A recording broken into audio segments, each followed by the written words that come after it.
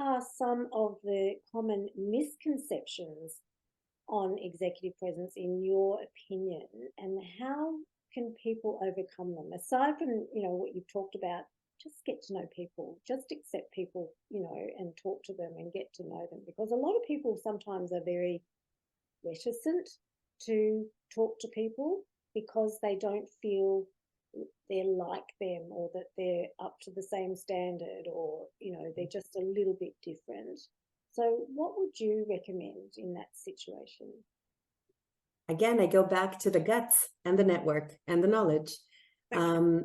You know, many times you will see a person, and it could be someone with an executive role in a company that you really want to do business with. It could be a mother in a childcare where you say, oh my gosh, I really need to speak to her because she has all these connections with, daycares and kindergarten or whatever.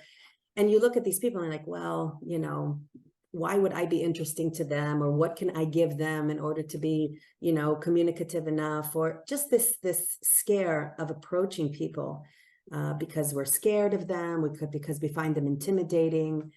But remember, we're just people. We're all, flesh and blood, and we all have emotions, even though some hide them better than others. And again, I go back to the dare and back to the knowledge. If you know your business and you have the network, maybe someone can introduce you to them, but if not, then you dare. And you dare go up and you introduce yourself. I remember a couple of years ago, I saw a CEO of one of the biggest pharmaceutical companies in the world. And I said to myself, gosh, I need him on my board. He's a fountain of knowledge, but how am I going to even speak to him? My lips were shuddering. I can tell you today that he's been on my board for 2.5 years.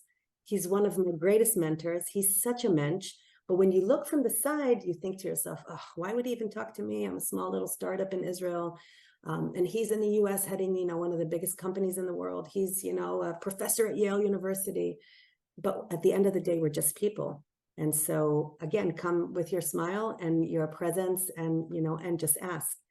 And so I came to see this. I wish I knew this when I was younger. But as we age, we understand that, we have the experience, we have the knowledge. Let's develop our network and just dare. And I think that, we all see these people and we're like, oh, I can't talk to him. I can't talk to her. They're way out of my league. But try, what's the worst that can happen? And I can tell you that when people say that to me, oh, I didn't think you'd take my call, and I didn't think you would be able to spend some time to help me. Why not? Ask, what's the worst that can happen? No, you already have. But when you ask and you dare, you may get a yes. And so I think that that's the most important aspect of it, is really to understand that we're all people. Some of us have more experience, some of us have less experience. But people love to help other people. At the end of the day, we like to listen to our own voice, to speak and to help other people. I truly believe that. And so reaching out is really important. That's amazing. And look, so many people do feel that they're not worthy enough to actually approach people in higher places. And maybe that's just the way they put themselves out there, and the presence that they generate, that people feel it's a no-go zone, that I couldn't possibly go there. But, I love it that you encourage people to actually take that dare.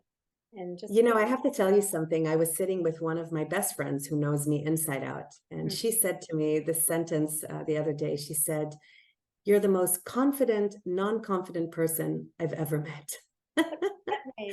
Because I told her, I'm at the gym and I don't want to go do these, weights, because everybody there are Ironmans and Ironwomans, and, I'm just not that. And I'm so, self-conscious about, what I'm wearing and how I look. I don't have, that body that they all possess. And she said to me, you're the most confident, non-confident person I've ever met. You have a problem to go lift up some weights and get out of there? Come on. So it's funny what we perceive as impossible for us, or, shameful for us. So that's we have our comfort zones, and we like to, when we have to step outside of those comfort zones, sometimes it's very uncomfortable. But once we do it, we think, oh, it's not so bad after all, right? Correct. Correct. You should see my biceps.